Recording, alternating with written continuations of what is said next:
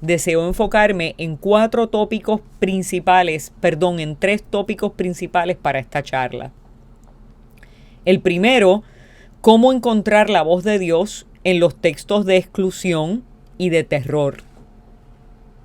Segundo, la imagen de Dios en el hombre y la mujer antes y después del pecado. Tercero, los roles de género y el llamado de la mujer en el Nuevo Testamento. Y para continuar hablando de esto, voy a comenzar por citar una oración de agradecimiento del judaísmo en tiempos posexílicos, que se encuentra escrita en el Talmud de Babilonia, y dice de esta manera: bendito seas, Dios del universo, que no me hiciste gentil, ni esclavo, ni mujer. Para comenzar formalmente, entonces, primero estableceremos unos criterios hermenéuticos para poder acercarnos al texto bíblico en un tema que puede ser para muchos y muchas de nosotros algo muy controversial.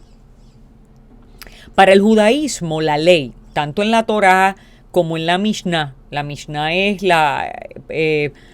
un recogido, ¿verdad?, de leyes que suman unas 615 leyes, y es la plataforma moral del judaísmo que contiene las claves hermenéuticas para vivir su fe a través de los siglos. Tanto la Torá, que nosotros conocemos, los libros del Pentateuco, como las leyes que se encuentran en la Mishnah.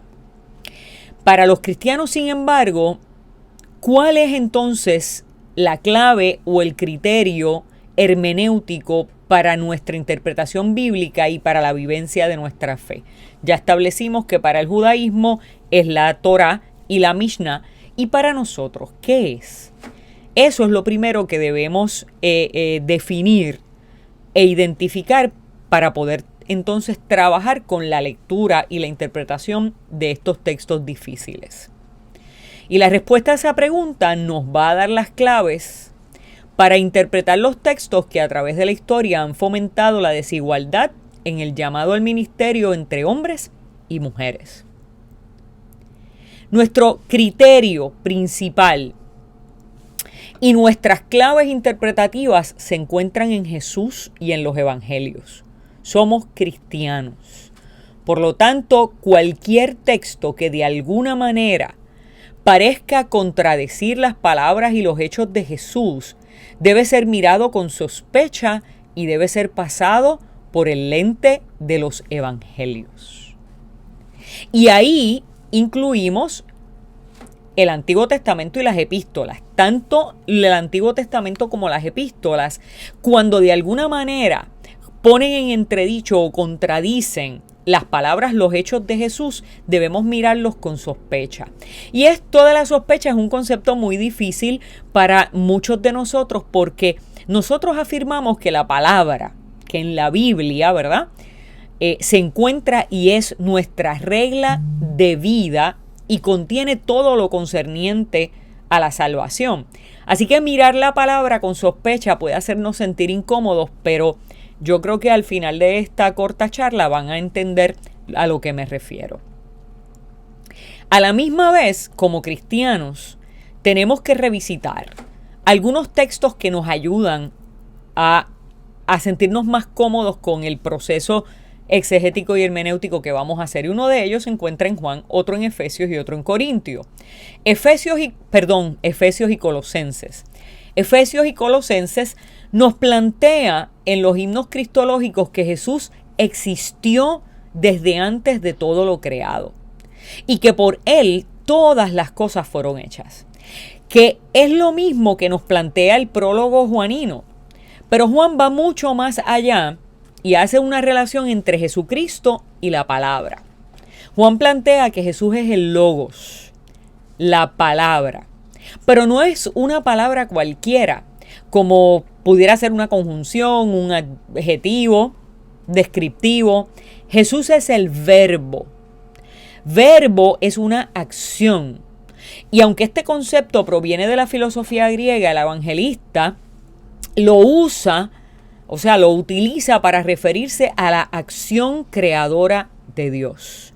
En el principio era el verbo, y el verbo estaba con Dios, y el verbo era Dios, y por él todas las cosas fueron creadas. La palabra escrita, en la que nosotros creemos, la precede el verbo, Cristo. Cristo existe antes de la palabra escrita. Cristo es la encarnación del texto porque Cristo es atemporal. Eso quiere decir que existió, que existe y existirá. Que en Cristo se engloban todos los tiempos. Por eso, si hay algo en la palabra que no pueda coexistir con Cristo, entonces lo tenemos que mirar con sospecha. Algo no estamos interpretando bien. No quiere decir que el texto esté mal, quiere decir que nosotros estamos haciendo algo incorrecto en la interpretación. Cristo, dice Richard Rohr, no es un apellido para Jesús. Cristo es la presencia activa de Dios entre los seres humanos a través de Jesús. Por eso, el mismo Jesús dijo varias veces, particularmente en el Evangelio de Mateo, Moisés dijo, o sea, la ley dice, ustedes han escuchado que antes se dijo, pero yo les digo. Por eso esa presencia activa de Dios a través de Jesucristo es nuestro criterio, es nuestro lente, son nuestros espejuelos, ¿no? Nuestro lente principal para interpretar las Escrituras. El Antiguo Testamento anuncia a Cristo y las epístolas interpretan a Jesús y por ende van desarrollando la doctrina de la nueva fe cristiana que hemos heredado nosotros y nosotras. Por eso es en Jesús en quien encontraremos la respuesta a todas nuestras interrogantes, incluso frente a los textos complejos como los que dicen que la mujer guarde silencio en la congregación. Y ahora voy a ser un poco dramática en lo que les voy a presentar. Y usted podrá pensar que me voy a salir un poco del tema, pero es necesario para que podamos entender lo que les estoy planteando con respecto a la prioridad que tiene la voz de Jesús para la interpretación bíblica. Y vamos a ir a Deuteronomios 21, 18 al 21. Y en ese pasaje que es muy poco predicado, muy poco comentado, muy poco estudiado bíblicamente, vamos a sorprendernos un poco y vamos a ver cómo Jesús lo trabaja en el Nuevo Testamento. Deuteronomios 21 dice, si usted tiene un hijo o una hija rebelde que no obedezca a la voz de su padre y su madre, aún después de haberlo castigado, y sigue sin obedecer, entonces papá y mamá lo tomarán, lo sacarán ante los ancianos de la ciudad. Le dirán a los ancianos de la ciudad, este es mi hijo rebelde, que no obedece porque es glotón y es borracho. Y escuche lo que dice y cómo termina la ley aquí. Entonces, todos los hombres de la ciudad lo apedrearán y morirá. Así quitarás el mal de en medio de ti y todo Israel oirá y temerá. Creo que los que estamos aquí, madres, padres, debe ser bien sorprendente para nosotros saber que la Biblia nos dice, ¿verdad? Que podemos poner un hijo que ha sido rebelde, que se ha portado mal y que no obedece, llevarlo al medio de la plaza pública y decirle a los ancianos que vengan y lo apedreen hasta morir para dar un ejemplo al pueblo. Deuteronomio 21 es un texto de terror, como también lo es Primera de Corintios 14, cuando dice que las mujeres callen en la congregación, como también lo es Primera de Timoteo 2, cuando dice no permito a la mujer enseñar, sino estar en silencio. ¿Por qué esos textos son textos de terror? Porque mandar a callar es privar de la libertad, es lacerar la autoestima, es menospreciar en una persona la imagen de Dios, es castrar y condenar a la inferioridad a un ser creado, amado por Dios y dotado de talentos y capacidades igual que a los hombres. Claro que si hacemos una exégesis profunda de estos textos paulinos, nos daríamos cuenta de que el significado y la traducción literal que nosotros le damos a ellos no está enteramente correcta. Los textos a los que hacen referencia es a la nueva oportunidad que tienen las mujeres de sentarse en la congregación y aprender junto a los hombres. Y esto es algo que en el judaísmo de la época no era permitido. Y estos textos también podrían haber sido escritos por un discípulo de Pablo, cosa que no eran, que realmente para nosotros es como que, plagio, ¿no? ¿Verdad? No, eso quiere decir que no son auténticos, que no fue plagio, ¿cómo va a ser? Están en la Biblia. No, mire, en la antigüedad eso no era ningún problema. Eso era totalmente normal, no era considerado plagio. Habían escuelas de profetas como la escuela de profetas de Isaías, había la escuela de discípulos como los discípulos de Pablo, los discípulos de Juan. En el mundo de las artes estaba la escuela de Miguel Ángel, la escuela de Da Vinci, así la escuela de Sócrates y de Platón en la filosofía. Así que era muy normal y se presumía o entendía que los discípulos estaban escribiendo basado en lo que habían aprendido de su maestro. Por lo tanto, lo que yo digo en alguna medida es lo que dice mi maestro, quien me lo enseñó. Sin embargo, podría ser extraño el asunto, ¿no? Es un poco incongruente pensar que un Pablo que escribe en varias ocasiones que ya no existe judío ni gentil, libre ni esclavo, hombre ni mujer en Cristo, ahora entonces ese Pablo discrimine contra la mujer o los esclavos. Por lo tanto, o tenemos un problema de traducción con palabras ya en desuso, de la antigüedad a las lenguas modernas contemporáneas, o tenemos un asunto de probablemente un pseudoepígrafo que es un escritor tardío, ¿no? Que puede ser de la escuela de Pablo, pero no necesariamente es el apóstol. Así que una vez dicho esto, vamos a seguir la línea de Deuteronomio y vamos a ver cómo Jesús maneja este texto de Deuteronomio en los evangelios. Y entonces así podremos encontrar lo que yo les estoy presentando o lo que yo les estoy proponiendo, los criterios de interpretación bíblica desde la perspectiva cristiana para trabajar con estos textos difíciles. Usted debe estar rompiéndose la cabeza pensando en dónde en los evangelios Jesús se manifestó contra ese texto de Deuteronomio.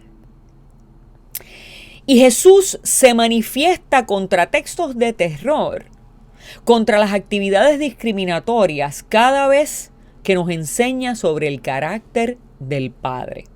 Cada vez que rescata a una persona en los márgenes de la sociedad, ya sean mujeres, niños, enfermos, endemoniados, pobres, gentiles o samaritanos. En Lucas 15, Jesús nos relata una historia que la tradición ha visto siempre desde la perspectiva del hijo pródigo, porque está enmarcada dentro del trío de las parábolas de rescate, las parábolas de salvación, las parábolas de perdón, la moneda perdida, la oveja perdida y el hijo perdido. Sin embargo, tanto la oveja como la moneda, que son los primeros relatos que encontramos en ese capítulo, no tienen conciencia de lo que han hecho para poder estar perdidas. Ni la oveja ni la moneda tienen moral. Es como el caso de ser mujer. Estamos perdidas solo por ser mujeres. No hemos hecho nada para merecerlo, aunque le echen la culpa a Eva, ¿verdad? Pero ese no es el caso del joven, del relato que conocemos como el relato del hijo pródigo, y a mí me encanta llamarle el relato del padre bueno. El joven sí hizo algo para estar perdido. Así que si de 3, 2 no tienen conciencia de lo que han hecho para perderse, no se pueden entonces arrepentir, ¿verdad? Y si no se pueden arrepentir, pues entonces no se trata de que ellos estén perdidos, se trata de qué se trata entonces el relato. ¿De qué se trata la historia? ¿De lo que se pierde o del que la encuentra? Todas las historias de este capítulo se tratan de quien encuentra lo perdido. El pastor que es capaz de dejar lo que sea para ir a buscar su oveja. Y la mujer que hace una fiesta con sus amistades, invita a sus amigas para celebrar que encontró la moneda que se le había perdido. Y en la tercera historia, Jesús nos aterriza y nos quiere decir: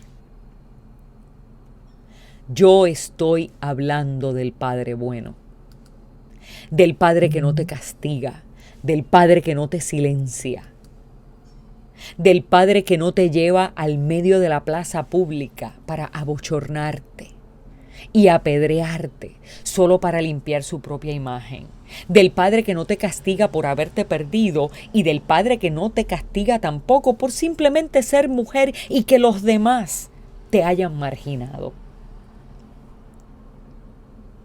Jesús conocía la Torá. Jesús conocía la ley.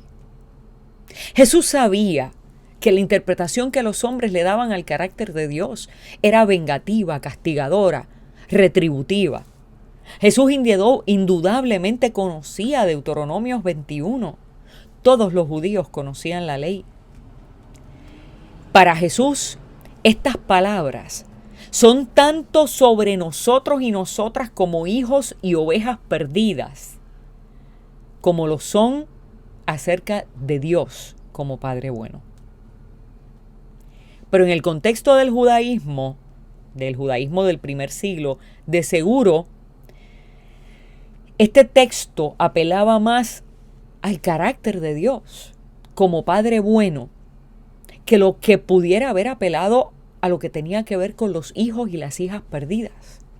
Porque la religión de esa época era sumamente opresiva. No que la religión en nuestros días no lo sea. Y evidentemente lo que aleja a la gente de Dios es el pecado. Pero el mayor pecado es la falta de amor. Y la desigualdad es falta de amor. Y ese no es el carácter del Padre. Así que este ejemplo, que pudo haber parecido desvinculado al principio, es de alguna manera un buen ejemplo para darnos las claves hermenéuticas para acercarnos al tema del llamado. Cualquier texto, cualquiera, que atente contra ese carácter de Dios que Jesús nos ha presentado a través de los evangelios, de ese carácter de Dios misericordioso, amoroso, justo, igualitario, que Jesús nos ha revelado, requeriría una mirada con sospecha. Requiere que miremos esos textos con sospecha, requiere que miremos Deuteronomio con sospecha y digamos cómo yo lo voy a interpretar, y entonces la voz de Jesús nos dice cómo interpretarlo. Requiere que se busquen las claves dentro de los evangelios para poder leer e interpretar desde el cristianismo, no como judíos y no como paulinos. Es importante entender que el judaísmo en esos tiempos de Jesús había pasado por diversas etapas. Desde el evento fundante del judaísmo en Éxodo hasta los días de Jesús, el judaísmo había pasado por momentos importantes. Y aún la redacción del Génesis, por ejemplo, tomó lugar en diferentes momentos históricos. Tenemos textos preexílicos, antes del exilio a Babilonia, y tenemos textos posexílicos, o sea, de una vez regresados otra vez a Jerusalén, 50 o 70 años después. Lo que eso quiere decir es que algunos narraban la revelación de Yahvé desde unas vivencias y otros desde otras. Porque recuerden que lo que nosotros tenemos ahora como palabra escrita eran tradiciones orales. Por ejemplo, tenemos 2 relatos de la creación y uno enfatiza en la creación del varón. Y de alguna manera nos deja planteada una desigualdad, porque la mujer entonces nace del varón en lugar de ser creación directa de Dios. Así que, como producto de esos énfasis teológicos a lo largo de la historia del judeocristianismo, hemos ido degenerando en algunas doctrinas excluyentes y en una antropología mayormente negativa del ser humano, sobre todo de la mujer. Sin embargo, por ejemplo, tenemos Génesis 1 que nos plantea que una creación igual, Dios los hizo tanto varón o hembra, ¿verdad? Así que nos pone en un lugar de igualdad Génesis 1, mientras que en Génesis 2 pone al varón como superior. Génesis 3 entonces nos presenta un relato en el cual el varón responsabiliza a la mujer y también a Dios, ¿sabe? Es bien interesante la respuesta de Adán. Adán responsabiliza a Eva y a Dios por su caída. Mire esto. Adán dice en Génesis 3:18, la mujer que tú me diste. No hace falta elaborar muchísimo para darnos cuenta que la reacción natural del ser humano ante el pecado es autojustificación y evasión de la responsabilidad.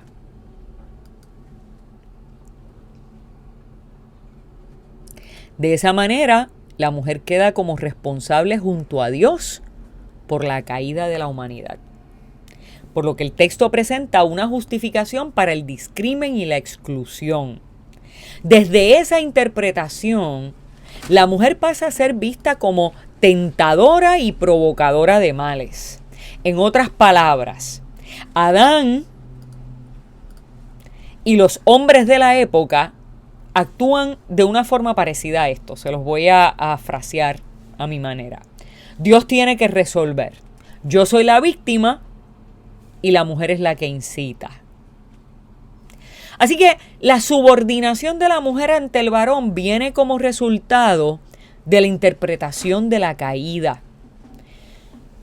La desigualdad y la injusticia es producto del pecado, pero el discrimen hacia la mujer es resultado de esa interpretación que el contexto patriarcal en el que vivía el pueblo de Israel le dio al relato en un momento determinado, especialmente en el exilio. Antes del exilio a Babilonia, la mujer tenía una participación mucho más egalitaria. Y aunque Israel vivía en un mundo patriarcal en ese entonces, su sociedad estaba informada por su fe. Y esta fe veía a la mujer con igualdad delante de los ojos de Dios, ya que conforme al relato primario de la creación, tanto el hombre como la mujer son necesarios para reflejar esa imagen plena de Dios. Esto usted lo puede leer en Génesis 1:27. Sin embargo, en el exilio, los sacerdotes comienzan a documentar la tradición litúrgica para no perder su identidad religiosa en ese sincretismo babilónico, ¿verdad? Donde se encontraban. En esa documentación, o sea, ellos van escribiendo la tradición oral. Y en esa documentación encontramos los relatos del Génesis en los que se enfatiza, por ejemplo, en la sangre del sacrificio para la redención de nuestros pecados. Por lo tanto, ¿qué sucede? La sangre fuera del culto representa impureza y la mujer comenzó a ser excluida de la vida cultica por su menstruación y cada vez más segregada de la vida social. Recordemos que el fenómeno de la menstruación, por ejemplo, es algo que nosotros entendemos ahora científicamente por nuestros estudios y por el desarrollo intelectual y científico de nuestra sociedad, pero en ese entonces no se entendía, incluso en ese entonces no se comprendía bien el asunto de la procreación. Se entendía en la antigüedad que la vida estaba solamente en el semen masculino y que la mujer lo que era una incubadora, ¿no? Para el proceso de crecimiento de ese ser. Así que hoy día nosotros tenemos también que utilizar la ciencia para poder mirar el texto bíblico y comprender por qué la gente de la época pensaba de una manera u otra cuando carecían de las explicaciones científicas de muchos asuntos, ¿no? Podemos ver las incongruencias entre los textos escritos en el exilio y los relatos previos a la monarquía cuando vemos a mujeres sirviendo como profetas, por ejemplo en Éxodo 15:20, en Segunda de Reyes 22:14-20, como jueces en Jueces 4-5, como reinas en Primera de Reyes 19, en Samuel 1-2, cosa que no pasó más luego del regreso de Babilonia. Algunas de las mujeres destacadas en ese periodo fueron, por ejemplo, María, hermana de Aarón, profetiza, las mujeres danzoras que acompañaron a María en la liturgia, Débora, que fue jueza, Hulda también profetiza. Y no se nos puede quedar la respuesta al llamado de las parteras en Egipto, que salvaron la vida de Moisés, aunque tuvieran que mentir para lograrlo. Eso es un ministerio, eso es un llamado. La prostituta Rahab, por ejemplo, que logró entrar a la genealogía de Jesús en el Nuevo Testamento, a Tamar, a Ruth la Moabita, que también entraron a la genealogía de Jesús. Esto de la genealogía es bien importante porque en el contexto patriarcal del judaísmo, sobre todo del segundo templo, el linaje se carga por el padre. Por lo tanto, la intersección entre 4 formas de discrimen se redime en la genealogía de Jesús. ¿Y cuál es la intersección? Pues mire, tenemos mujeres, viudas, prostitutas y extranjeras. La intersección de estas 4 tipos de discrimen es instrumental en el linaje de Jesús, el Cristo. Jesús redime a la mujer, a las viudas, a las prostitutas y a las extranjeras. Y no puedo dejar pasar a la reina Vasti y a la reina Esther. Vasti se negó.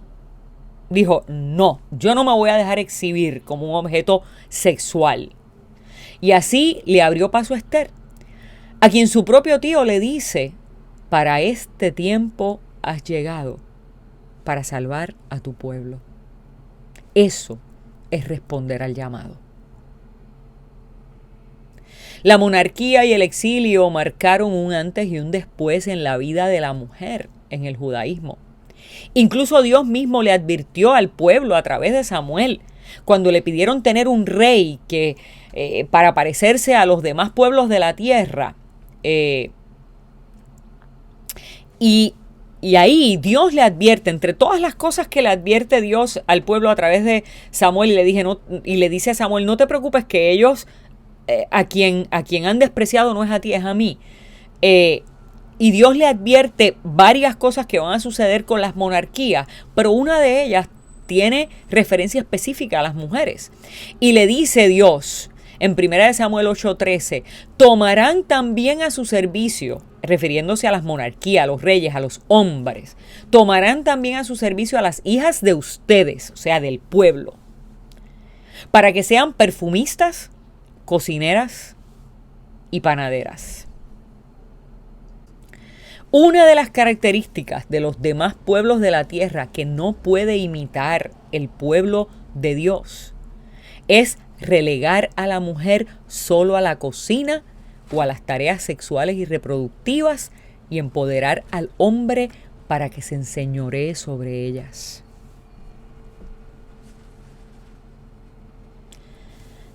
Imagino que ahora podemos entender mejor la oración de los rabinos judíos con la que comencé. Bendito seas Dios del universo, que no me hiciste gentil, ni esclavo, ni mujer. En el judaísmo era una vergüenza ser mujer y la utilidad de la mujer era únicamente procrear. Pero ya sabemos que eso pasa después de la caída y particularmente se documenta y se refuerza una vez esas tribus judías en el exilio, hebreas en el exilio, comienzan a querer adoptar adoptar los estilos de los pueblos de la tierra. Ese era el pensamiento predominante después del exilio. Y Jesús precisamente murió ¿para qué? Para libertar a los esclavos, para salvar a los gentiles, para restaurar la dignidad de la mujer. Jesús, de una manera maravillosa, se apropia de el profeta Isaías, y en Lucas 4, 18 al 19 dice: el Espíritu del Señor está sobre mí, por cuanto me ha ungido para dar buenas nuevas a los pobres, me ha enviado a sanar a los quebrantados de corazón, a pregonar libertad a los cautivos, vista a los ciegos, a poner en libertad a los oprimidos y a predicar el año agradable del Señor. Esto nos demuestra que no podemos leer la Biblia para discriminar.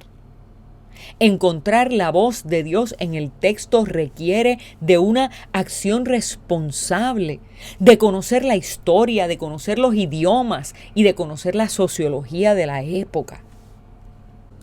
Y ahora, dando un salto, dando un empujón, ¿verdad? Moviéndonos hacia el frente, moviéndonos hacia el Nuevo Testamento, vemos cómo Dios rescata a la mujer cuando la hace copartícipe con Él de la historia de la redención, a tal punto que en el relato de la Natividad, en los relatos de la Natividad, José, padre de Jesús, se menciona vagamente. Sin embargo, María, ¿qué pasa con María? María abre los evangelios. Abre los evangelios al aceptar la encomienda de Dios de traer al mundo a su Hijo. María, además, en Juan 2 tuerce la mano de Jesús para que comience a hacer milagros. Y él, aunque protestando como todo un hijo, ¿verdad? Cuando las madres le pedimos algo, hace lo que ella le pide. Lo acompaña en su ministerio. Es testigo de su muerte y resurrección y recibe al Espíritu Santo en Pentecostés junto a los demás discípulos y discípulas. De hecho, la llegada del Espíritu en Pentecostés no se da hasta que están todos juntos y unánimes en pensamiento y en propósito. Lucas nos presenta al ángel anunciando la primera de las bienaventuranzas de los evangelios. Y esta primera bienaventuranza es específicamente sobre María. Y dice Lucas 2, 28 al 33, el Señor es contigo. Bendita tú entre todas las mujeres. Concebirás en tu vientre y darás a luz un hijo y llamarás su nombre Jesús.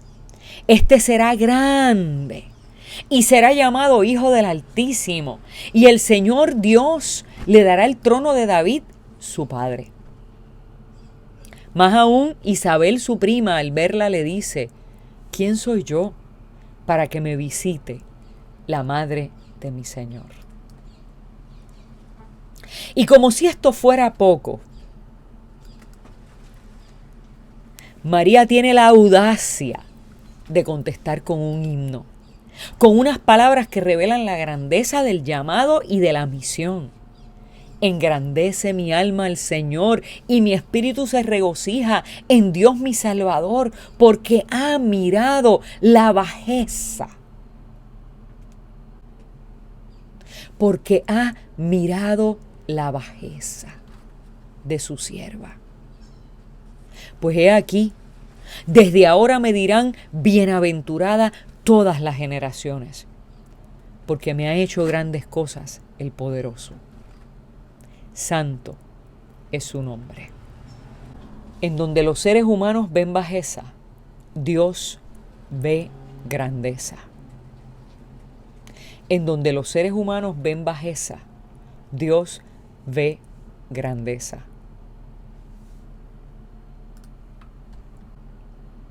De ahí en adelante, Jesús vive desafiando los roles sociales y religiosos. En Juan 2, permite a su madre María que le diga qué hacer. En Juan 4, se sienta a hablar con una mujer samaritana. Mire, la mujer samaritana fue la primer evangelista de la historia. Y cuando Jesús se sienta a hablar con ella, ¿usted sabe qué? Jesús comete 3 actos contra la tradición. Hablar con una mujer que no era de su familia, porque los hombres solamente podían tener relación y contacto con su mamá, con sus hermanas o con su esposa.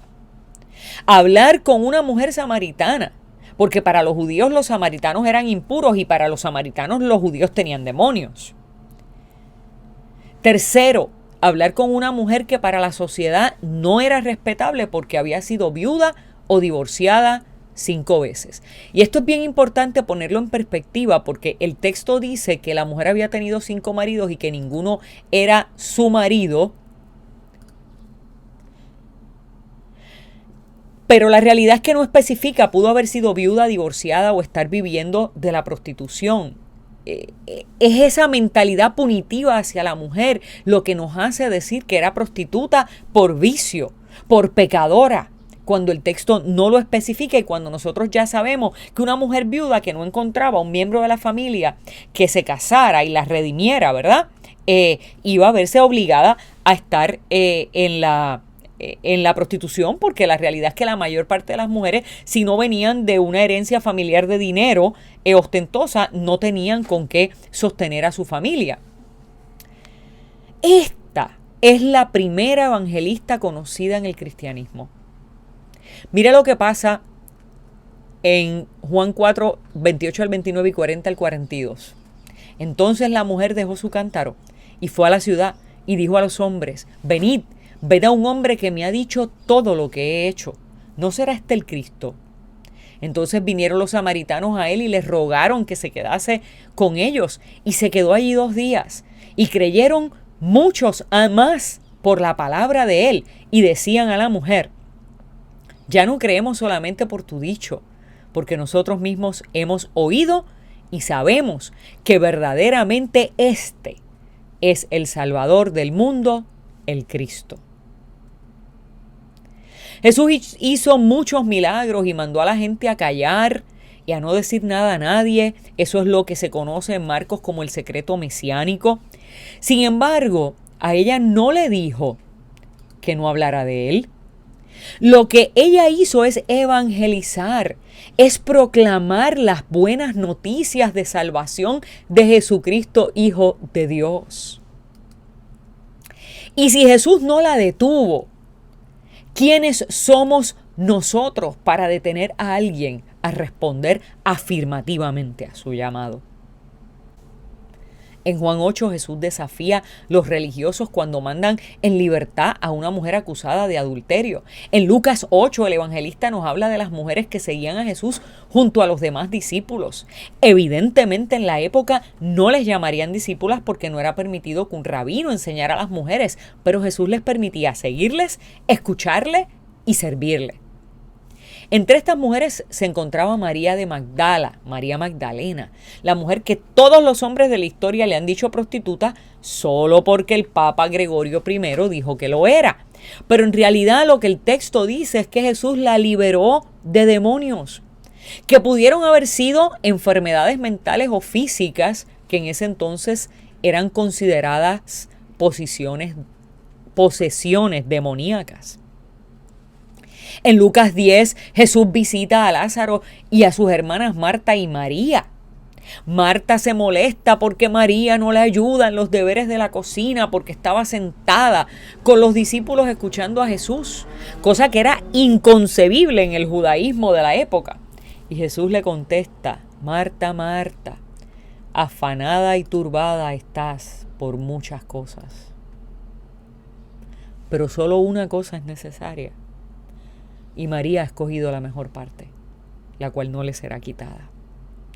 Finalmente, en Lucas 24 y los demás relatos de la resurrección, las mujeres son las primeras que llegan a la tumba y ven y hablan con Jesús y Él las envía a proclamar que Él vive. Marta recibe a Jesús y actúa de acuerdo a los roles de género y a la hospitalidad de la época. La mujer sirve a los hombres y no hay nada mal en cocinar y servir. De hecho, en mi casa cocino yo, pero mi esposo es el que limpia los trastes, ¿no? Así que, ¿cuál es el problema de quebrantar un poco los roles de género, no? Su hospitalidad es característica de lo que el Dios de Israel espera que su pueblo hiciera con todo forastero. Hebreos dice, no se olviden de ser amables con los que lleguen a su casa, pues de esa manera, sin saberlo, algunos hospedarán ángeles. Sin embargo, María rompe los esquemas de la época y los roles asignados al género y aprovecha la apertura, aprovecha la inclusividad de Jesús, porque la norma era que la mujer no se puede sentar a escuchar la enseñanza de los maestros de la Torá. Mis hermanas y mis hermanos, Jesús quiere sacar a la mujer de la cocina, quiere darle un lugar de igualdad en los espacios sociales y religiosos. Las propias mujeres tenemos que asumir una nueva visión de nosotras y de nuestros espacios y de el reconocimiento que tenemos ante Dios. Después de Jesús, algunos discípulos paulinos o tal vez el mismo Pablo escribieron cosas muy difíciles de interpretar, que pertenecen a su contexto particular. Pero eso no debe ser regla para nosotros discriminar a nadie que ha sido creada a la imagen de Dios, y mucho menos cuando hablamos del llamado al ministerio. Si Jesús mismo nos envía a proclamar que Él vive, ¿quién es el hombre para impedirlo? Recuerda, si Jesús mismo nos envía a proclamar que Él vive, ¿quién es el hombre para impedírtelo?